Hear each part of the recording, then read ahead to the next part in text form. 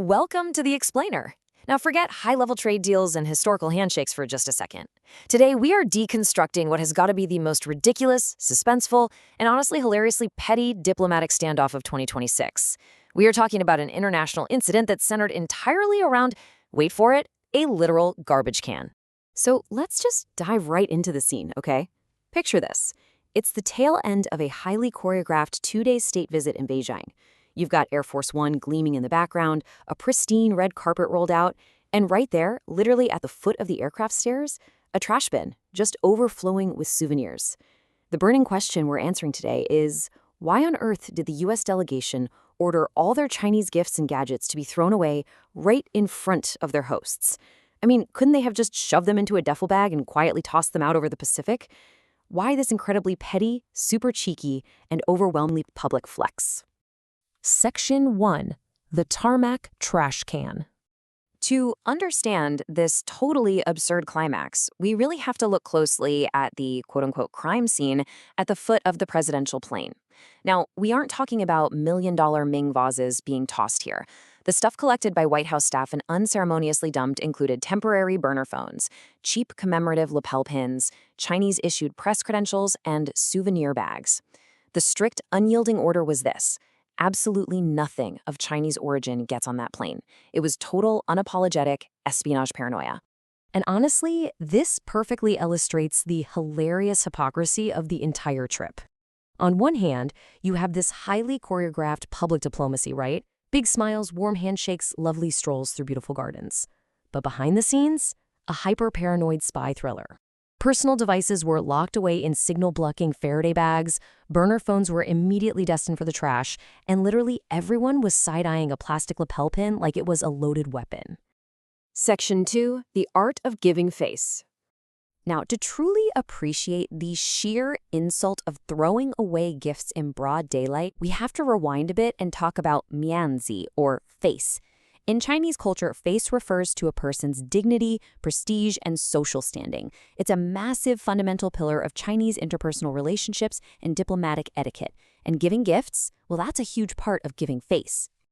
According to cultural scholars, actively rejecting a gift completely destroys the giver's positive face. It is an outright, undeniable insult. So that U.S. delegation's tarmac trash dump, it's basically a comedic tragedy of cultural disrespect.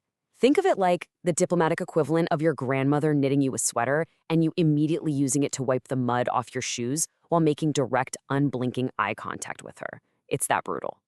Section 3. Extreme spy gangs.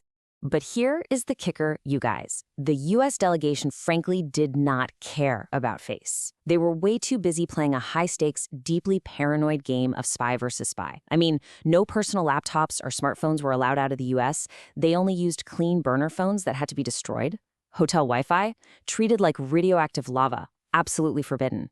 And the paranoia reached such comedic heights that President Trump was so terrified of everything from microbugs to nanotechnology being in his soup, he wouldn't even eat the local food. He literally had his own chefs cook his meals, and his own staff play dress up as waiters to pour his wine. No joke.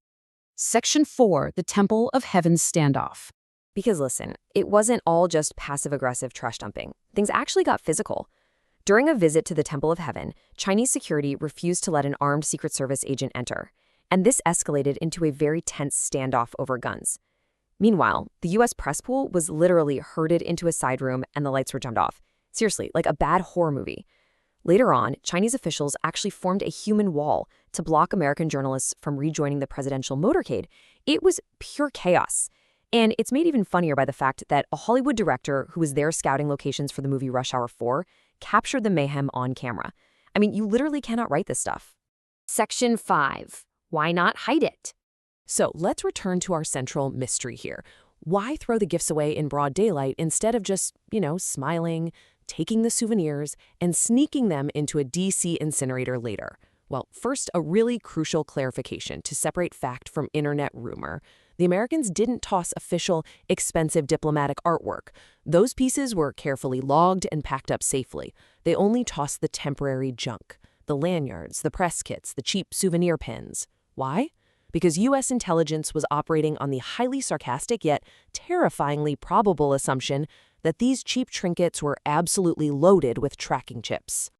You see, the public dumping wasn't just some spontaneous, sassy insult. It was a cold, standard counterintelligence protocol. Step 1, collect absolutely everything handed out by the host. Step 2, dump it in a bin on the tarmac. Step 3, board Air Force One totally clean.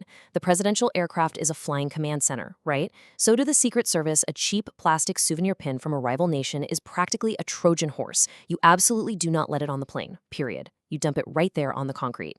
But doing it publicly? Okay, that was definitely sending a message.